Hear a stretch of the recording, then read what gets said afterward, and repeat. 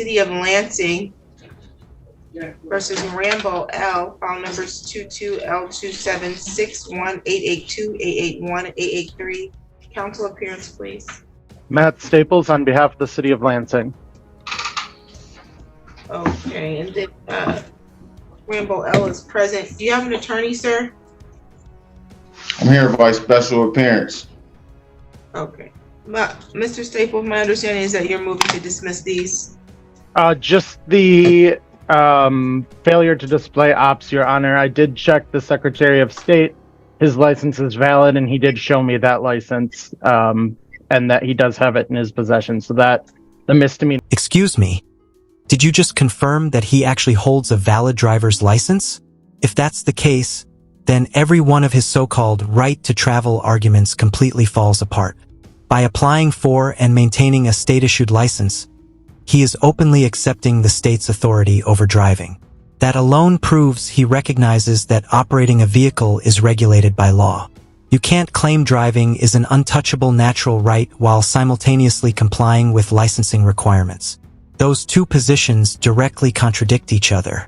In simple terms, his actions show he agrees with the state's stance that driving is a privilege, not an inherent right. Because of that, his entire argument becomes legally and logically meaningless. Is planning on contesting those charges. Is that correct, Mr. L?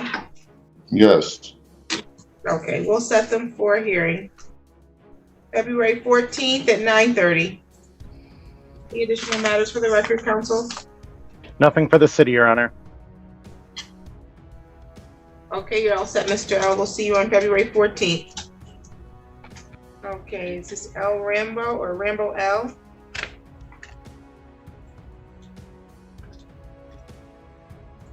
You're muted.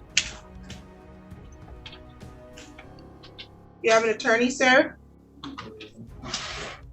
No, I'm here by special appearance.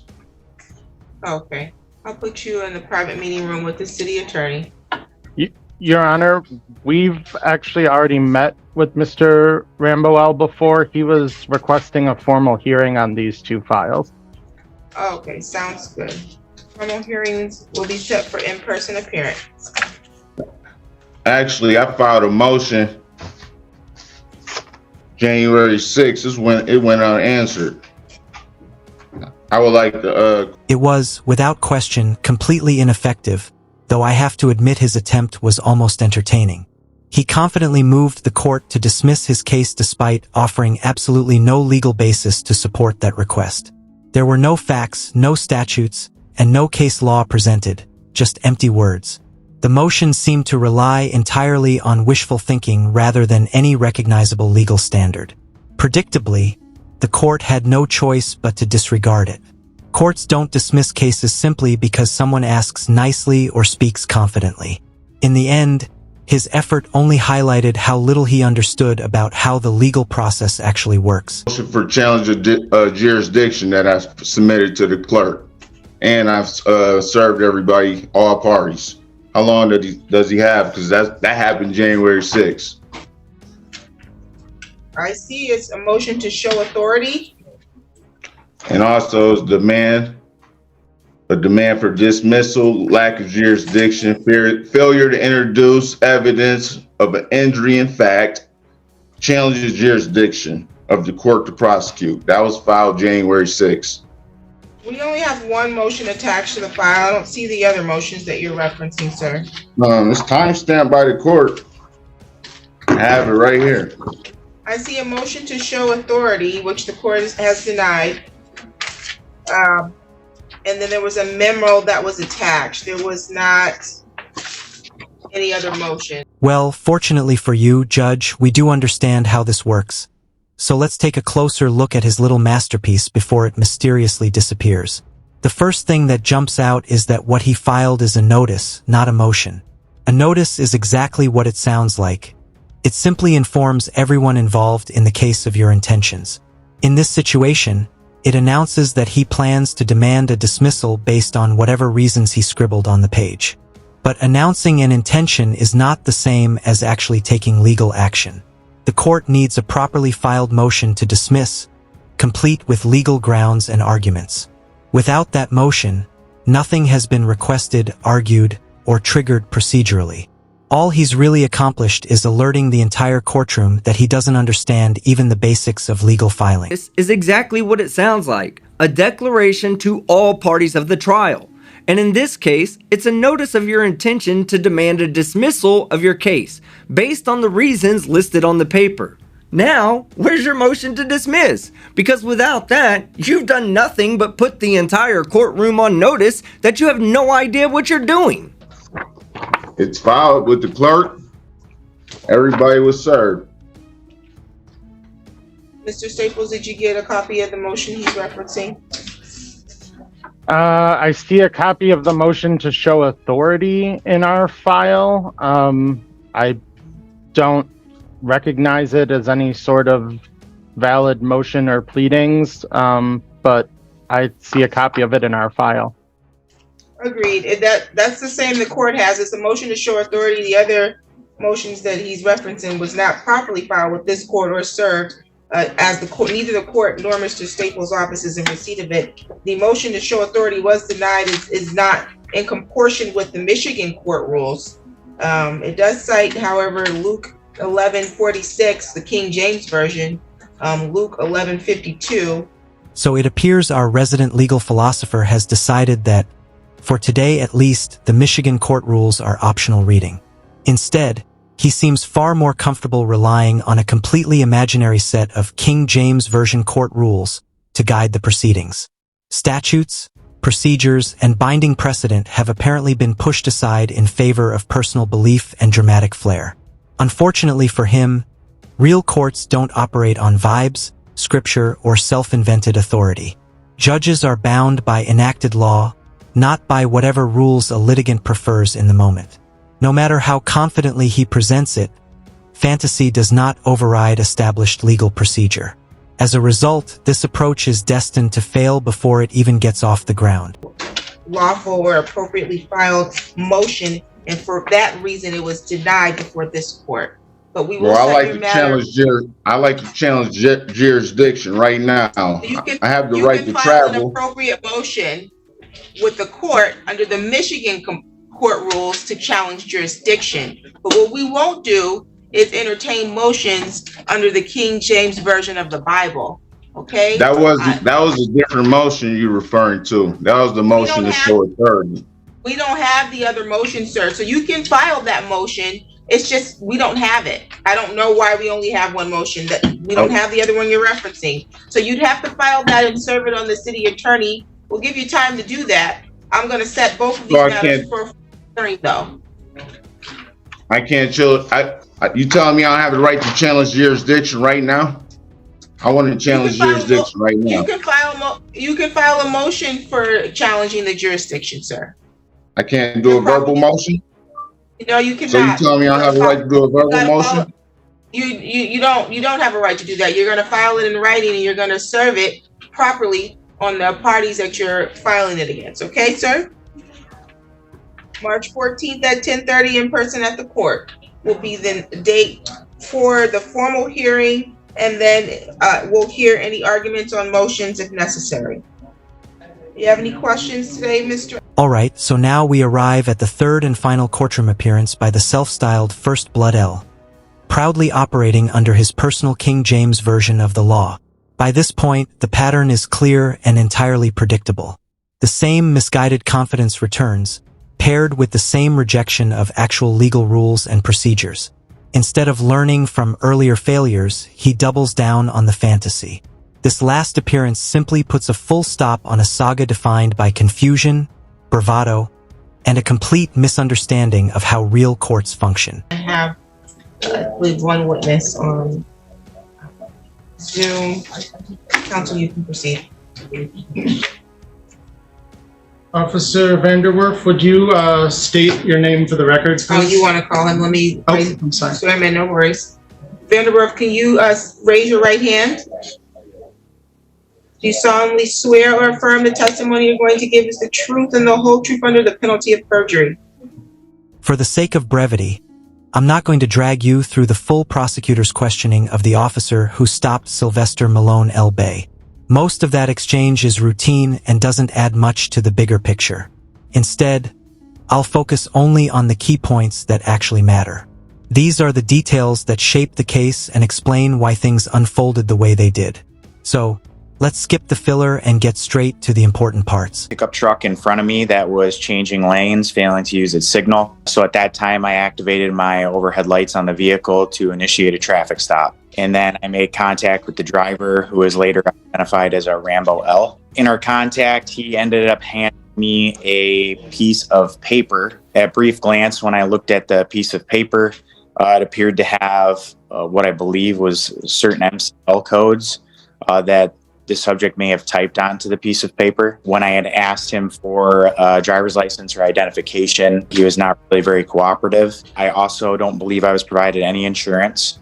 At that time, I decided to issue him a citation for failing to signal, changing lanes, and failing to display a valid license, and then also the license plate through the system was expired. Mr. L, did you want to question the witness? Yes.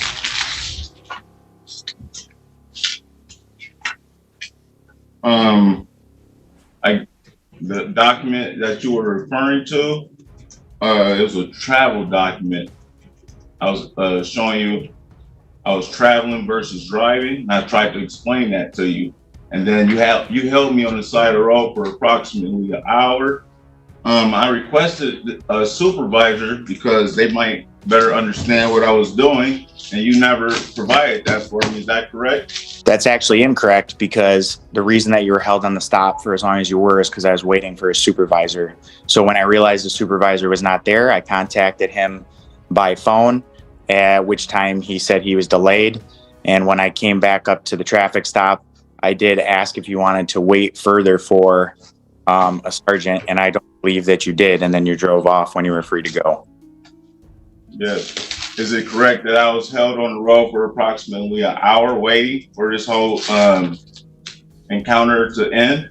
I do not remember if it was an hour specifically, but I do remember that the time length was probably, I would say probably close to that at the very least. Well, it was an hour, and they called. So now we're supposed to believe this is somehow the officer's fault, simply because you chose to stand your ground on a deeply misguided belief system instead of following the law. You had a clear opportunity to comply and move on, but you made a conscious decision not to. If being on time for your son's banquet truly mattered, your actions would have reflected that priority. On top of that, the officer clearly testified that the delay happened because you requested a supervisor. That pause in the stop wasn't imposed on you, it was initiated by you. In the end, the inconvenience you're complaining about is entirely the result of your own choices. Okay, any redirect? No redirect, Your Honor. Okay, any additional witnesses today? None from the city. Okay, Mr. L, are you calling any witnesses today, or did you want to give your own testimony? I would like to, I have some, I have a defense, my motion. Okay, well, you filed a motion? Yeah, I filed a motion, served across the When did city you file a attorney. motion? It was filed, it was mailed February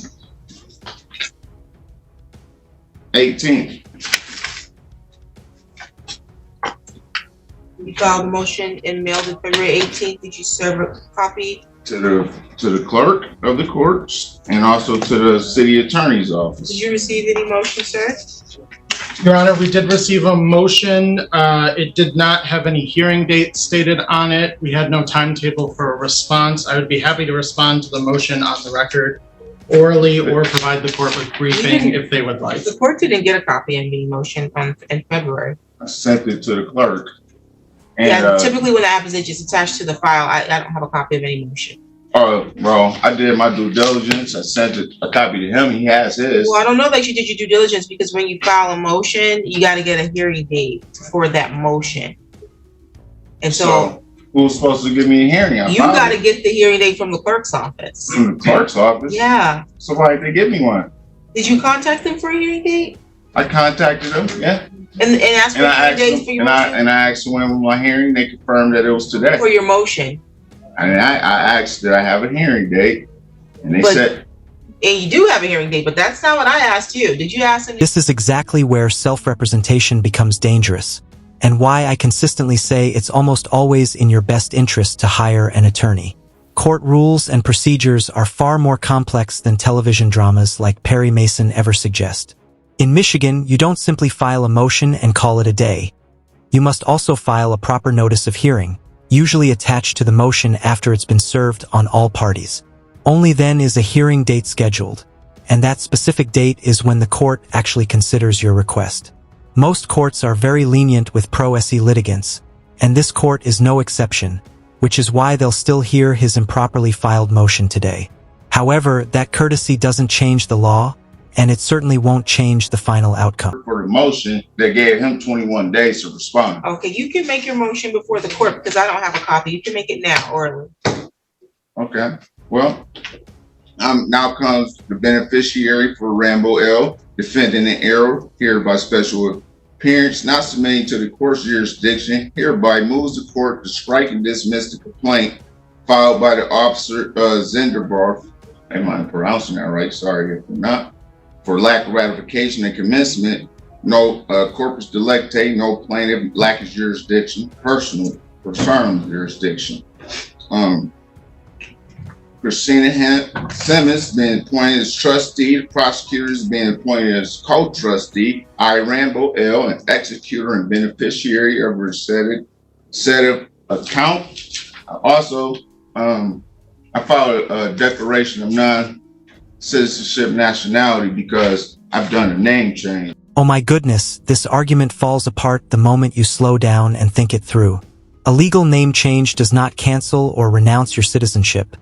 And that idea is so incorrect it doesn't even qualify as a misunderstanding. It's pure fiction. In Michigan, a name change requires petitioning the circuit court, which only has authority because its jurisdiction flows from the Michigan Supreme Court. The same judicial system also grants jurisdictional power to the district courts. So if you're claiming the district court has no authority over you, then by your own logic the circuit court had no authority to approve your name change either. You can't accept the court's power when it benefits you and deny it when it doesn't. That's a textbook case of trying to have your crayons and eat them too. Corpus Juris Section 1785, we find United States government as a foreign corporations with respect to the states. Since the corporation is a fictitious person, it can't see, speak, smell, or touch itself. It's a fiction in the real world. It needs a conducting, transmitting utility, allegiance, some sort of connection to a fictional person. Constitutional Amendment number 1, Congress shall make no law respecting an establishment of a religion, prohibiting free exercise thereof, abridging freedom of speech or right of press or right of people, peaceful assemble, petition the government for redress of grievance. Number 5, Constitutional Amendment. The right of people should be secure in their person, houses, papers, in effect against unreasonable searches and seizures shall not be violated, and no warrant shall be issued upon probable cause supported by an oath or affirmation, particularly describing the place search of a person's things to be seized. And then number 7, Constitutional Amendment, suits at common law where value of controversy exceeding $20, the right of a jury trial shall be preserved, and no fact tried by a jury shall be otherwise re-examined in any court of the United States according to the rules of common law. I ask for... Wrong again. While Article 1, Section 14 of the Michigan Constitution does allow for jury trials in civil cases when a proper demand is made, that right is not unlimited or automatic. Civil infractions are treated differently under Michigan law. There is no Michigan statute and no court rule that guarantees a jury trial for civil infractions. These matters are designed to be handled by a judge, not a jury, unless the law explicitly says otherwise. Simply citing the Constitution without understanding how it's applied does not create a right that doesn't exist. Nor was I a driver on the road for travel. A driver is an employee transporting goods or passengers. Rambo was just merely traveling in my private property. Here are some examples of my Supreme Court constitutional defenses. Number one, case number one, the right to travel is part of a liberty where a citizen cannot be deprived of due process under the Fifth Amendment, Kent versus Duels, 357. Some of you may remember from my last video that I briefly discussed Kent versus Dulles. That case has nothing to do with driver's licenses or vehicle registration. It concerns the denial of a passport based on political discrimination. Because of that, it has no relevance to the situation we're looking at here. The same problem applies to the next several cases he's about to cite, none of which actually support his argument. Rather than interrupting, I'll let him finish presenting his so-called case law defense. After that, I'll quickly explain why each citation completely misses the mark. Freely and unencumbered pursuant to Shapiro versus Thomas, 394 USP 618. That right is so basic, it doesn't even need to be mentioned. The state of Michigan arbitrarily and erroneously perverted my right into a privilege and issue a license and a fee for it. Murdoch versus Pennsylvania, 319 US 105. Supreme Court trumps everything. Says that no state can convert a secured liberty into a privilege and issue a license and fee for it. Case number 4, Shuttle versus Birmingham, Alabama. It shows that I can ignore a license and engage in the right with a community. Case number 5, Marbury versus Madison, 5 US 137, shows that any law in violation of the Constitution is null and void. Case number 6, Shuttleworth versus Birmingham, 373 US 262, says I may ignore the license and the fee and engage with the right with the immunity. That means you can't punish me. And United States versus Bishop defines willfulness as an evil motive or intent to avoid a known duty task under the law with a morality certain. I submit I couldn't have been doing an evil task. I totally followed the Constitution and the Supreme Court. Bryers versus United States says it shows how the judge is supposed to interpret the Constitution, and it's supposed to be interpreted in the favor of me. A.M. Jurisprudence, Volume 16, Section 97 of the Constitutional Law section says it should be received as a liberal interpretation in favor of the citizen, especially true with respect to those who were designated to safeguard the liberty and security of a citizen in regards to both persons and property. See Note 31, Bryers versus United States. No state may convert a liberty into a privilege. Murdoch versus Pennsylvania. An appearance ticket is not an accusatory instrument. It doesn't confer jurisdiction over the defendant. People versus Gabay, 670 New York 2D 92517. I was not engaged in a commercial trade at the time of the alleged infraction, and I do not proceed to say a license is on. Then we get the familiar claim that there is no injured party, no trespass, and that all crimes are merely commercial transactions. He leans on a citation to 27 CFR 72.11 as if it magically transforms criminal law into contract law. From there, he argues that every alleged offense must list a specific nature and cause and be prosecuted only as a private dispute. Finally, he insists none of it applies to him because he never entered into a contract with the state. It's the same recycled sovereign citizen script, confidently delivered but completely detached from how the law actually works.